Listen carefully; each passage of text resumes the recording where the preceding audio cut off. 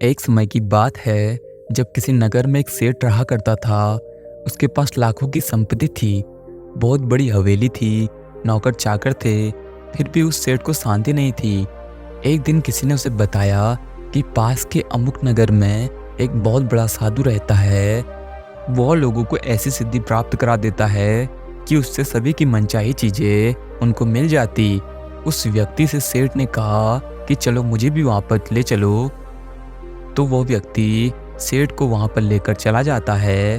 वह सेठ उन साधु को देखकर उन्हें प्रणाम करता है और निवेदन करता है कि महाराज, मेरे पास पैसे की कोई कमी नहीं है, पर फिर भी मेरा मन बहुत अशांत रहता है। आप कुछ ऐसा उपाय बता दीजिए कि मेरी अशांति दूर हो जाए। सेठ मन ही मन सोच रहा था कि बाबा मेरे लिए कोई ताबीज बना देंगे या फिर कोई ऐसा मंत्र मेरे लिए पढ़ देंगे जिसकी वजह से मेरा मन शांत हो जाएगा और साथ ही जो मेरी इच्छा है वो भी पूरी हो जाएगी। लेकिन साधु ने ऐसा कुछ भी नहीं किया। अगले दिन उसने सेठ को धूप में बिठाए रखा और स्वयं अपने कुटिया के अंदर छाया में जाकर चैन से बैठा रहा। गर्मी के दिन थे, सेठ की हालत काफ़ी बुरी हो गई थी। उसको बहुत गुस्सा आया, लेकिन वह उस गुस्से को चुपचाप पी गया। जैसे तैसे वो दिन बीत गया। अगले दिन साधु ने कहा, आज तुम्हें दिन भर खाना नहीं मिलेगा। सेठ ने कुछ भी नहीं कहा, लेकिन दिन भर भूख के मारे सेठ के पेट में चूहे कूद रहे थे और अन्न का एक दाना भी उसके मुंह में नहीं गया। लेकिन सेठ ने देखा कि साधु तरह तरह के पकवान उसी के सामने बैठकर बड़े आनंद से खा रहे थे। सेठ सारी रात परेशान रहा, उसे एक पल को भी नींद नहीं आई। वह सोचता रहा कि यह कैसा साधु है, ये तो बड़ा स्वार्थी है, जिसने मुझे अभी तक कुछ भी ज्ञान नहीं दिया, सिर्फ अपने बारे में ही सोचे जा रहा है। सेठ ने मन ही मन वहां से जाने का निर्णय कर लिया था। तीसरे दिन सवेरे उठकर उसने अपना बोरिया बिस्तरा बांध कर चलने को तैयार हो गया था। तभी वो सन्यासी उसके सामने आकर खड़ा हो गया और बोला, क्या हुआ सेठ?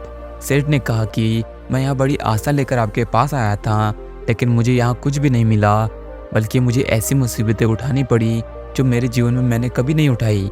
मैं जा रहा हूँ। साधु हंसकर बोले, मैंने तुझे इतना कुछ दिया पर तूने कुछ भी नहीं लिया।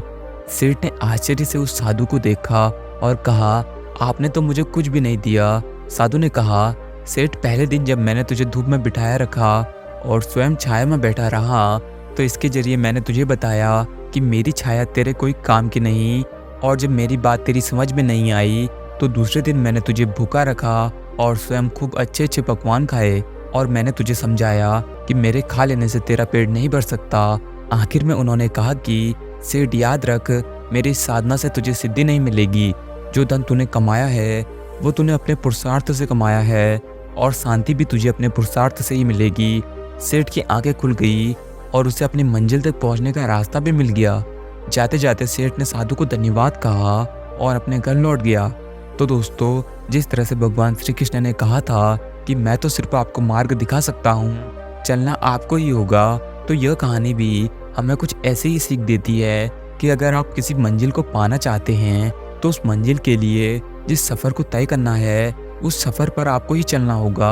हो सकता है कि राह में बड़ी बड़ी मुश्किलें भी देखने को मिले, रुकावटें भी आएँ, और ये भी हो सकता है कि आपका हौसला भी डगमगाने लगे, लेकिन खुद पर विश्वास बनाए रखिएगा, क्योंकि आपका ये विश्वास ही आपको आपकी मंजिल तक जरूर पहुँचाएगा।